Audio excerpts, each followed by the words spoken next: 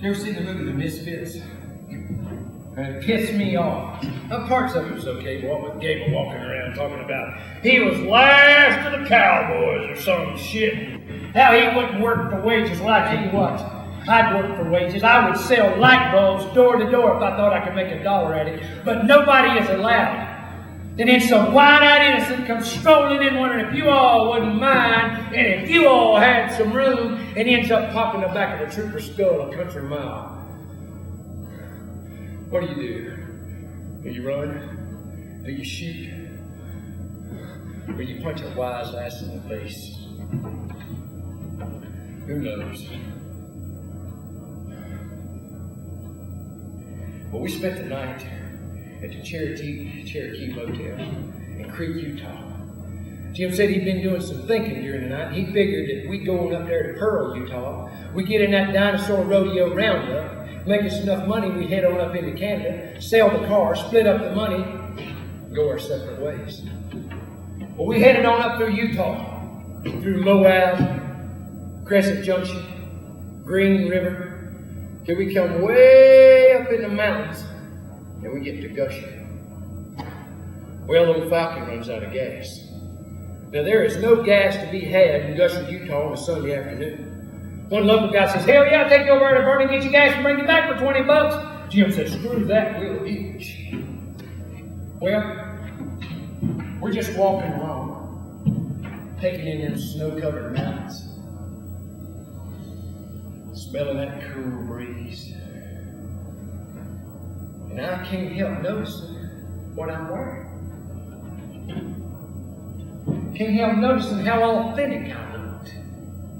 My old boots and the faded jeans, my old cowboy hat.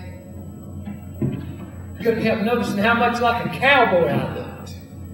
I was fascinated with my new life, with my new problems, and my new reasons. I was not a phony. I was that person. Or am.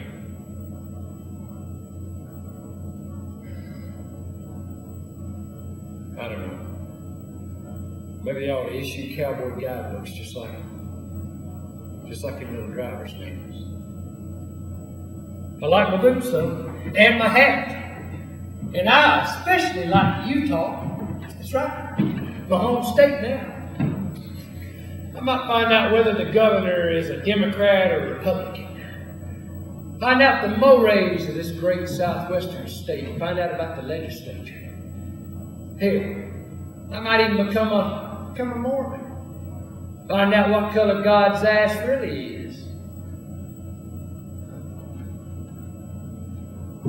Well, at about 6 p.m., 12 hours opposite our favorite time of day, up pulls an old white Buick and 3 drunk cowboys get out. Well, now one of them standing there pissing up against the side of the car. And the other 2 were running back through there going, where y'all going? Where y'all been? Have a beer, have a beer. Well, we get up to the car.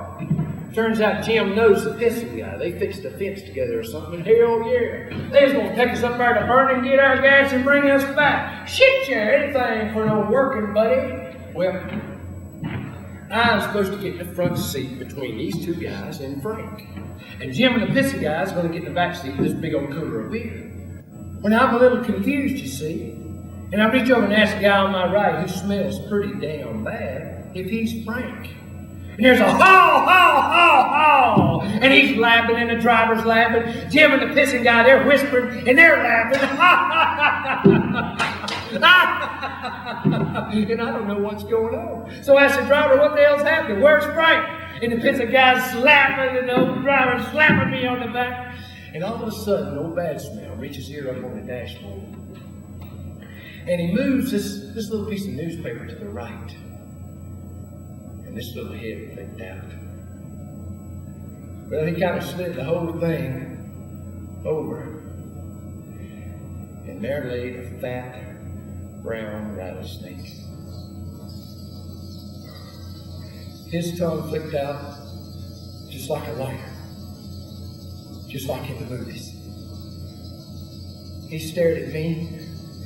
I broke out into a cold sweat. Also, just like in the movies.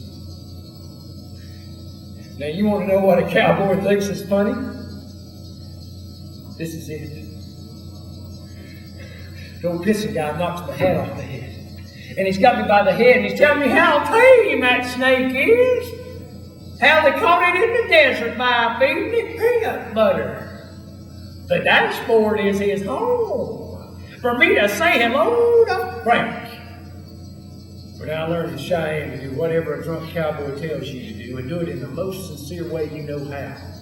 So everybody was real pleased with the way I said hello to Frank. Even Jim said, hell yeah, it's good how you said hello to old Frank there. Well, they let me alone. This is why I kept my eyes on that snake we headed on up to Vernon. Well, now when we get to Vernon, if I got one cent in my head, if I got one brain, then I take off on my own. I mean, I make up some excuse like I gotta go to the bathroom, I grab my hat and I'm gone, but no! Are you kidding me? I sat there sandwiched between these two idiots staring at that snake while Jim the pissing guy go gets a can of beer and some gas and we head back towards Gusher. Well, now they left me alone for about 5 miles. And then no pissing guy starts hitting me on the back of the head, telling me how he don't appreciate my untalkative, uppity ways, and I better get off my damn high horse. And he's got me by the head, and he's pushing me up towards that snake, and he's telling me to apologize to everybody, including Jim and Big Frank up on the dashboard, and I better do it now. And Jim says, do it, and I can't, and that snake's getting agitated, and stop it, stop it, stop it! Just let me out of the car.